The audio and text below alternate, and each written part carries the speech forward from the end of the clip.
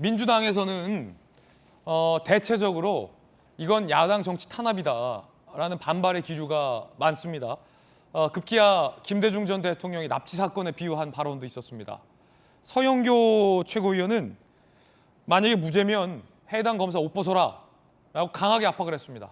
그런데 이 민주당의 주류 목소리와 별개로 일각에서는 당대표의 개인적인 사법 리스크 때문에 매번 의총을 해서 검찰에 출석할 건지 말 건지를 정할 것이냐, 이런 거 매우 불편하다라고 반발하는 목소리도 있습니다.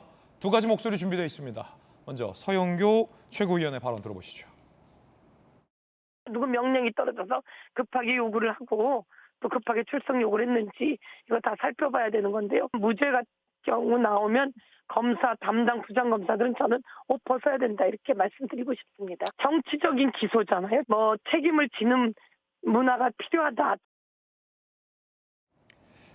반면 조홍천 의원은 다음번에 소환되면 그때도 의총을 열 건가 불편하다라고 돌직구를 날렸습니다. 이런 문제로 의총이 열려가지고 논의하는 것 자체가 불편했고 또 최고위원들끼리 미리 안 나가는 걸로 의견을 모았다고 하고 의총이 별 의미가 없겠다 싶어가지고 저는 불참을 했습니다. 그러니까 이걸 과연 이 의총에서 논의하는 게 그 맞느냐. 앞으로 소환 요구가 올 때마다 의총 열어가지고 그렇게 계속할 것인가라는 생각도 좀 있습니다. 불편해서 의총 안 갔다. 조홍천 의원의 발언이었습니다. 어제 박용진 의원은 저희 돌직구쇼에 와서 다음번에 혹시 또 이재명 대표 검찰 소환이 되면 의총 말고 본인이 재선이니까 재선 뒤에 3선 이상들끼리 모여서 결정하라. 나한테 묻지 마라라는 흥미로운 발언을 하기도 했습니다. 전재수 의원님 어떻게 보십니까? 왜냐하면 이재명 대표가 수사 혹은 피의자 혹은 수사 중인 사안이 여러 가지인데 다음번에 검찰이 혹시 소환 통보가 또 온다면 또 의총을 열어야 합니까? 그러니까 아마 이번에 이렇게 한 것은 그런 의미인 것 같습니다. 그러니까 이제 야당 대표에 대해서 사실은 이제 이재명 당 대표를 포토라인에 세울 때는 저는 뭔가 좀 센 거, 센 거 가지고 포토라인에 세울 줄 알았거든요. 예를 들어서 대장동이나 그러니까 돈을 받았다든지 불법 정치 자금을 수수했다든지 이런 것일 줄 알았는데. 사실 이번에 공직선거법상 허위사실 혐의를 가지고 포토라인에 세운 것을 보고서 이건 좀 약한데 이런 생각을 했거든요. 왜 그러냐면 정치하는 사람들에게 있어서 저도 이제 재선거를 많이 치러봤습니다만 정치하는 사람에게 있어서 선거가 끝이 나게 되면 공직선거법을 가지고서 선거관리위원회 조사라든지 경찰, 검찰의 수사와 조사를 많이 받게 됩니다. 정치하는 사람들에게 있어서 공직선거법은 선거를 치르고 나면은 매번 따라다니는 그림자처럼 굉장히 익숙한 것이고 늘 붙어 다니는 거거든요. 그렇죠. 근데 저희가 이제 이 현장에서 많이 경험을 하기 때문에 아는데 이 공직선거법상 허위사실 유포라는 것이 범죄 구성 요건이 굉장히 까다롭습니다. 예를 들면 이런 거죠.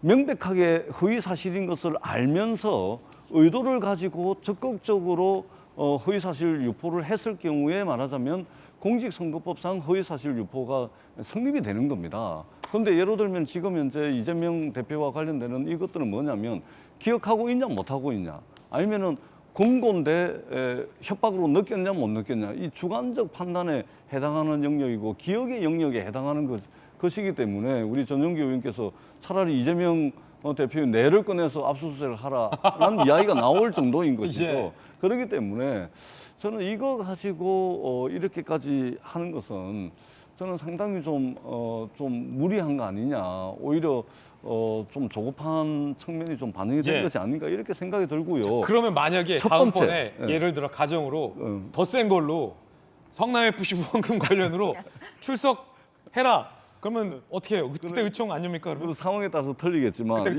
이번에 이게 약한 공직선거법상 이게 약한 것임에도 불구하고 이렇게 의원총회를 한 것은 뭐냐면 이게 상징적 의미가 있잖아요. 야당 대표에 대해서 첫 번째 소환이니까 이게 민주당의 어떤 강력한 의지를 표명할 필요가 있었다고 봅니다. 예를 들면 이런 거죠.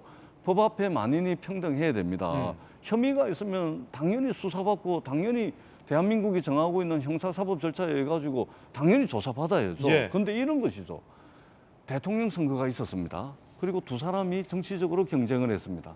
근데 한 사람은 성자가 돼서 대통령이 되고 한 사람은 낙선을 해가지고 야당 대표가 됐는데 낙선을 해서 야당 대표가 됐어요. 예, 낙선해서 야당 대표가 됐는데 성자가 된 사람과 그 주변에 대해서는 지금 8월 한 달 동안 무려 12건에 대해서 무혐의 불송치 결정이 내려집니다.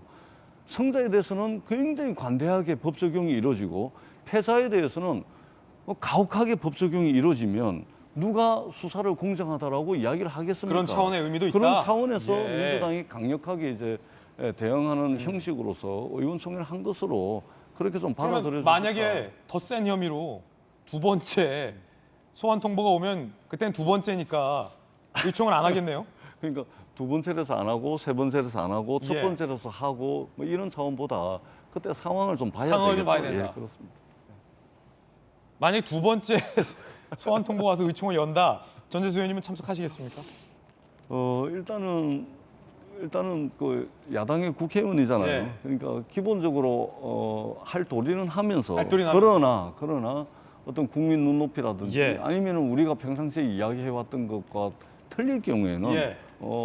이빠른 목소리를 내야 되겠죠. 아, 가서 이빠른 목소리 내야 된다. 근데 저는 이제 이번 그 일련의 과정을 보면 그 이재명 당대표의 국회의원 출마 그리고 당대표 출마는 결국은 본인 방탄용이었다. 이 생각이 많이 들어요. 왜냐하면은 당대표가 아니면 이렇게 출석을 하느니 마느니 가지고 의총을 열 필요는 없지 않습니까? 그리고 아, 그렇죠. 만약에 당 대표가 아니었다면 의총도 안 열렸을 것이다. 그럼요. 그리고 만약에 국회의원 신분이 아니면 그것을 본인이 자유롭게 판단하는 것이지 그것 때문에 뭐 당에서 정치 공세다 이렇게까지 나올 필요는 없죠. 그래서 그런 면에서 본인의 국회의원 출마나 결국은 당대표 출마는 본인의 방탄을 위한 것이다. 왜냐하면 보세요. 이게 검찰 소환이라는 것은 창피 주기가 아닙니다. 이거는. 그리고 포토라인 이거는 없어졌어요. 그러니까 뭐냐면 이원석 검찰총장 후보자가 얘기한 것처럼 이것은 충분한 오히려 진술의 기회를 주는 거예요. 그러니까 서면으로 진술하는 것보다 당연히 그것은 기소를 특히 앞두고 있는 마당에 그렇기 때문에 충분한 이런 기소 그 진술의 기회를 주는 것을 마치 무슨 탄압을 하는 것처럼 보이는 것이고 저는 앞으로 사실 줄줄이 소환이 될 수밖에 없어요. 왜냐하면 지금 거론되는 사건만 해도 대장동 사건 있죠. 그다음에 또 백현동 사건 있죠.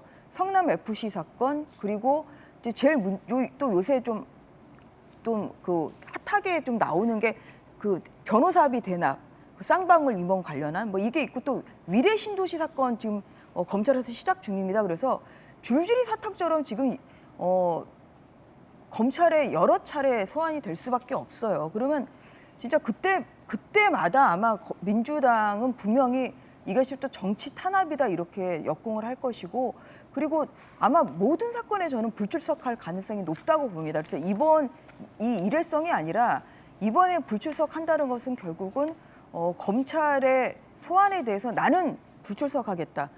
이러한 저는 선포를 했다고 생각을 하고 있고요. 이것이 내가 하면은 적폐청산이고 네가 하면은 정치보복이다. 저는 이런 내로남불적인 태도라고 보입니다. 왜냐하면 법 위에 군림할 수가 없는 거잖아요. 그러면은 기소를 앞두고 있는 상황에서 당연히 그동안에 뭐 대통령, 전직 대통령들도 검찰에 소환을 받았었고요.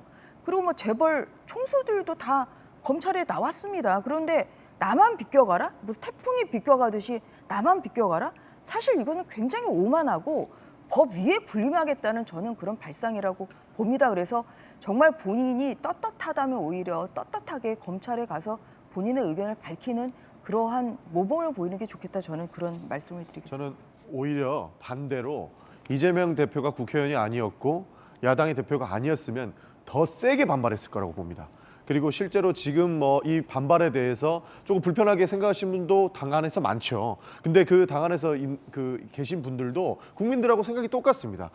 누가 봐도 지금 뭐 당대표고 그리고 국회의원이라서 방탄용이라고 지적하니까 오히려 더 반발하기가 부담스러운 거예요. 그런 측면은 사실 우리 국민들도 느끼는 것처럼 야당에 있는 의원들도 똑같이 느끼는데 오히려 그런 방탄 논란이 없었고 그냥 야당의 야인으로서 있었다면 이런 해당 내용건으로 가지고 검찰이 기소를 한다고 하면은 민주당은 더 크게 반발을 했을 겁니다. 왜냐하면 누가 봐도 지금 이 상황이 공정하냐라고 라고 물어봤을 때 절대적으로 공정하지 않다고 보고 있거든요. 방금 정재수 의원님 말씀해 주셨지만 패자가 지금 수사를 받고 있고 승자는 그와 관련된 내용들이 모두 불송치 무혐의 결과를 받고 있습니다. 심지어는 국민들도 생각을 할 때 이거 굉장히 불공정한 검경의 수사 아니냐. 그리고 무리한 기소 예고를 하고 있지만 무리한 기소가 될 것 같다라고 많은 분들이 생각하고 있거든요. 그런 측면에서 보면 오히려 국회의원이 아니었고 야당 대표가 아니었으면 민주당은 더 강력하게 반발했다. 이것은 정치 보복이라고 더 크게